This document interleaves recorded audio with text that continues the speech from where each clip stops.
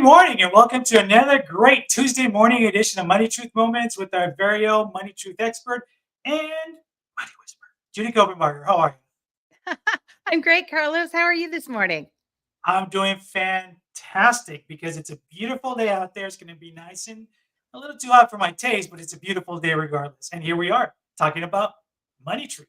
How are you? Here we are. I'm doing awesome. It was a beautiful Labor Day weekend and it was warm, but just so gorgeous. This time of year, you think about getting back to school, which we're going to talk about.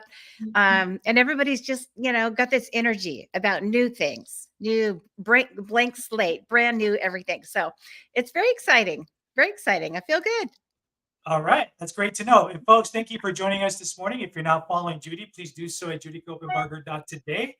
There's a wealth of free stuff on there that great resources for you. And we're going to talk about some key issues today. We've been talking about, we went through our summer, we started prepping for college. Some of our high schoolers going into high school and some going into college.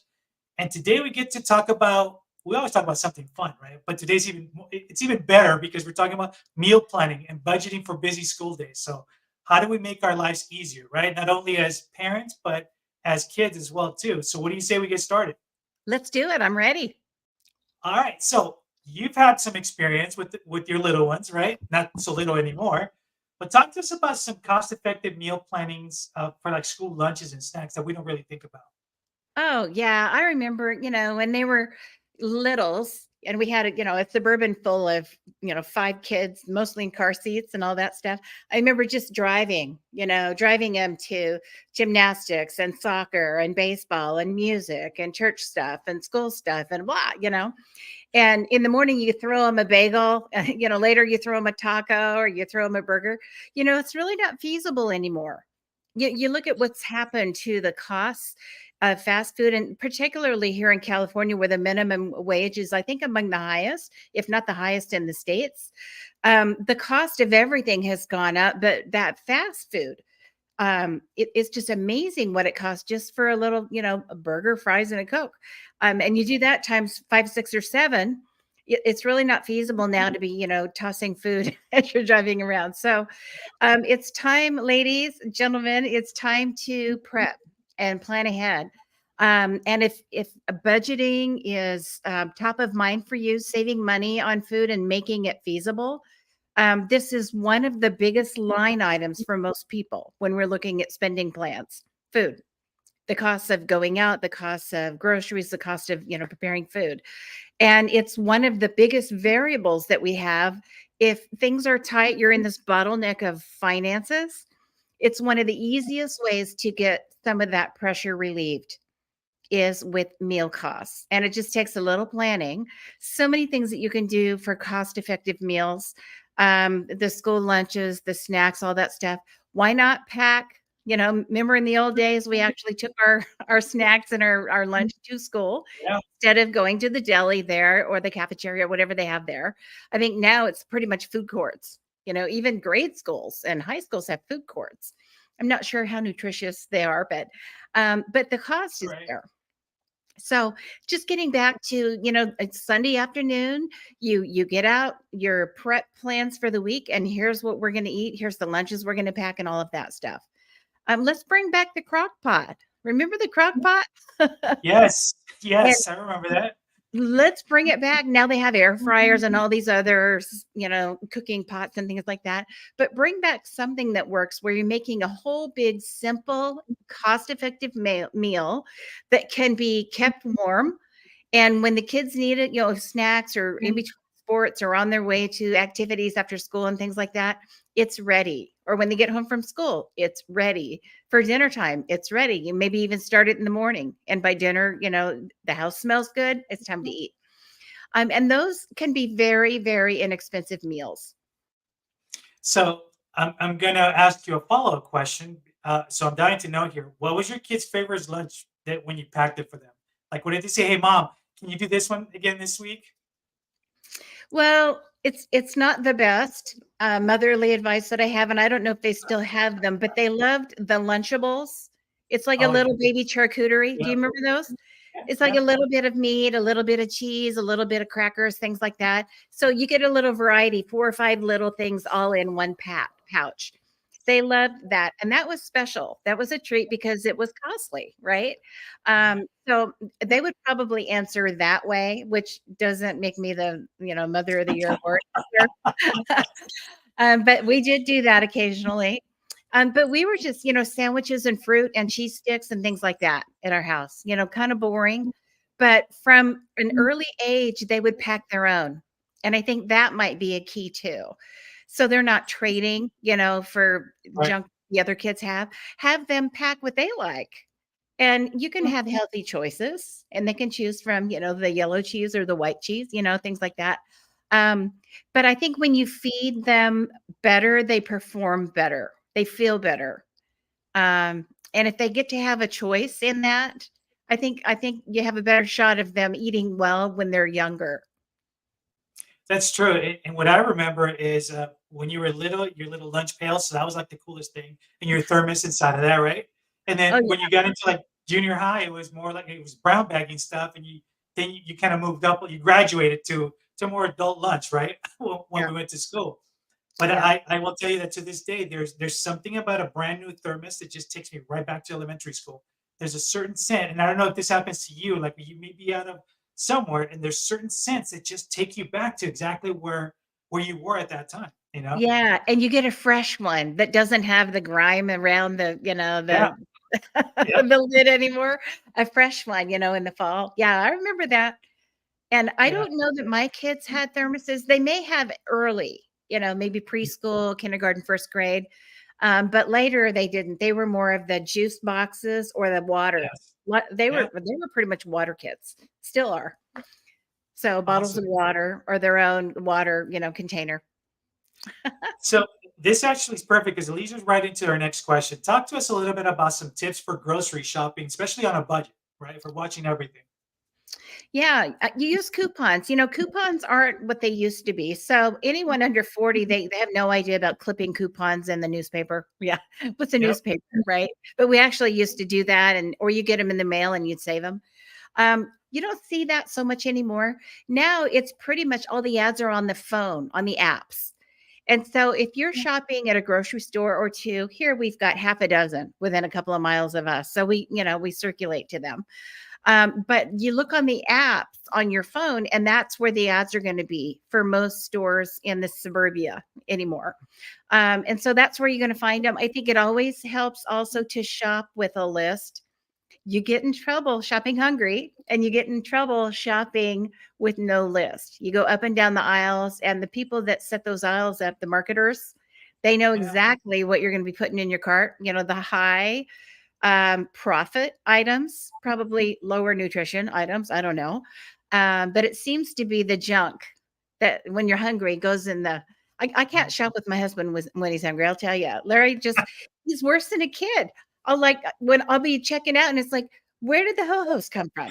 Where did the cookies come from? How many pints of Haagen-Dazs do we need? It's like, how did Uh, those get in the cart? And then he just kind of looks the other way. It's like, really? that's awesome. But if you're hungry, that's going to happen. So always shop with a list. Know what you're going in for, especially if you're in that season where you're prepping and you're planning your meals, a week ahead or so at a time. Freezing meals, doing the ones, chili nights, taco nights, all those things. Why not have Sunday afternoon or Saturday afternoon in the kitchen with the kids and let them learn how to cook and how to prep too? Right? Instead of just how to make reservations and order Chinese food. Why not have them learn with you how to do those things? Making your own pizza, your own flatbreads, and they even have healthy crusts, if you really want to do the nutrition thing. But everybody loves pizza. It's inexpensive, it's can be healthy, and it's fun to do, and everybody gets their hands on the dough and throws the dough, and it's fun to do. It gets the kids learning about food and about budgeting in the kitchen and prepping. Why not just incorporate that with some of your weekend activities? That's true, and I think one of the key things we forget, especially nowadays, is that we wanna make sure we stay back active, right? We wanna make sure our kids stay healthy, and that's a great point that you bring up too, because life happens, we're always on the go, it's easy to go to a fast food place and just, stuff your face with just a lot of junk as well too. So talk to us a little bit about that health factor, right? Prepping healthy, doing affordable meals. I'm sure you've had a lot of experience with that. I'm sure I have as well too. And how are you able to stick to some of that? Well, I think our our internet is one of our I guess it's our friendliest friend and our foeiest foe. It can be, a really double-edged sword online. But if you just Google cheap and easy meals, it's amazing what comes up. The creative juices that people share, the things that they come up with that are very inexpensive. The other day I found a recipe. I wasn't even looking. You know how sometimes they find you. Mhm.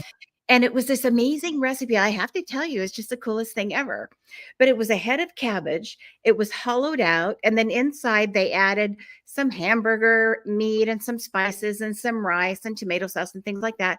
And made Wow. basically a stuffed cabbage in the cabbage. And it was one pot, one lid on low for like 20 minutes. And this whole meal emerged. And they even had like fried eggs on top. And I was Wow. thinking that's like low cost, low time, low maintenance. There's no dishes to do, one pot and a lid, right? That was just steaming something. I thought that's the coolest ever. And although you have to pay for, a pound of meat and you have to pay for the cabbage unless you grow it, right? You're going to have a little bit of costs, but that's a pretty hefty meal for maybe 4 people, right? Maybe even more if you have littles, and healthy and wonderful. And I'll bet you the cost of that, even if you got premium ground beef, is probably 10 or $12 for the whole meal. Yeah. Maybe, maybe.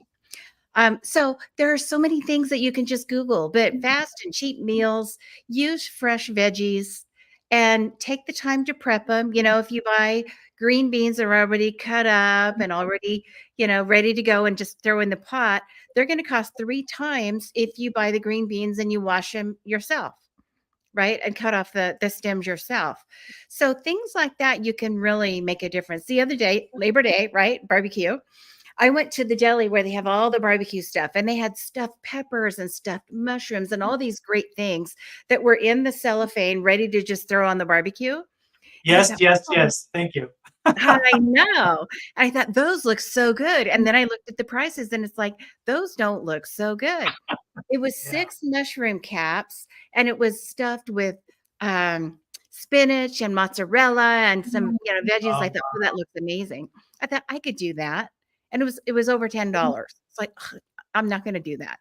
And so we had a big house full. So I went and I got my own mushrooms. I took the caps out, did the whole thing. I bought a little package of spinach. I usually grow it, but we didn't have any right now because it's been so hot, right? When spinach doesn't mhm. like hot. So, and I had mozzarella already, and I stuffed my own mushroom caps, and they were amazing. And I had like 30 for $6. Wow. So it took a little extra time, but I think they were a Right. lot better. And it was, a little bit of prep, but it was cost effective. So things like that, if you just kind of add to your calendar time to do things like that, and if you can make it family time even better, those are things that you can do. And there's always offers for people bartering. If you go on Nextdoor, whatever your local community app is, there's always people saying, "Hey, I've got lemons on my tree. Come and get them.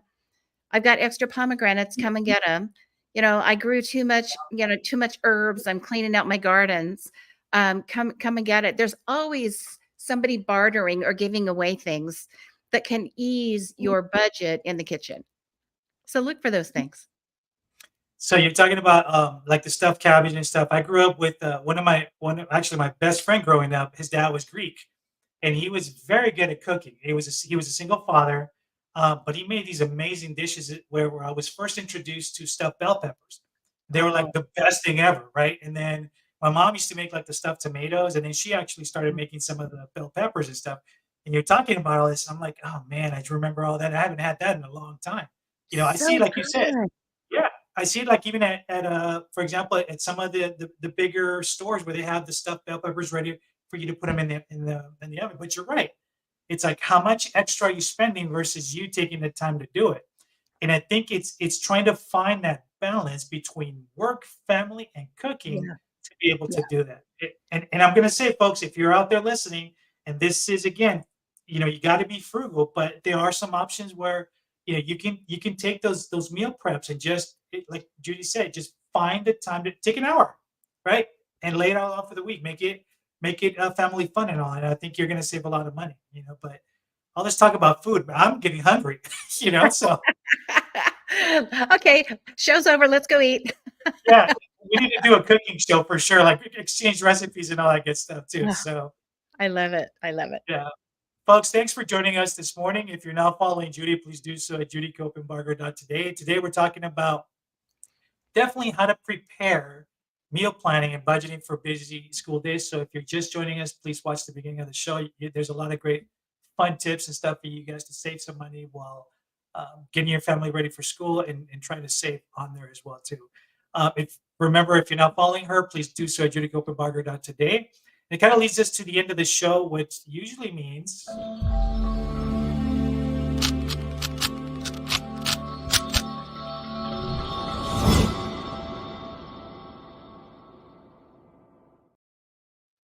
it's our money. I should call it our money truth food challenge, right? Almost.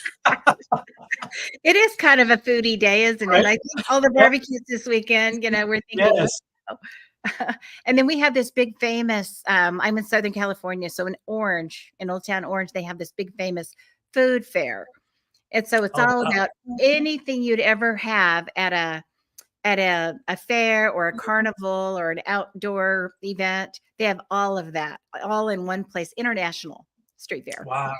I know. So that's on my mind too. We didn't go this year, but it's like, oh, there's a lot of good food around this time of year. But I have a challenge for you. And the challenge has to do with how to save money in the kitchen, how to save money with that line item of food for your family. And so the challenge is to make a list of 5 things that you can do more, better, or different to cut the costs of groceries and eating out at your house. It might be next time, if we go out to pizza every Friday night, what if we went out 3 times instead of 4 times this month? And on that 4th week, made it at home. Could we save some money doing that? Can we establish every Tuesday night is taco night? Every Thursday night is chili night? Are we going to have burger night? Are we going to do, something? Maybe we have breakfast for dinner. That can be very inexpensive, right? It's eggs and bacon and pancakes for dinner, which is kind of fun too. And why not eat under the dining room table instead of at the dining room table, right? Make it fun. If you have littles, let's go camping, just make mealtime fun. It can be nutritious, fun, and inexpensive all at once.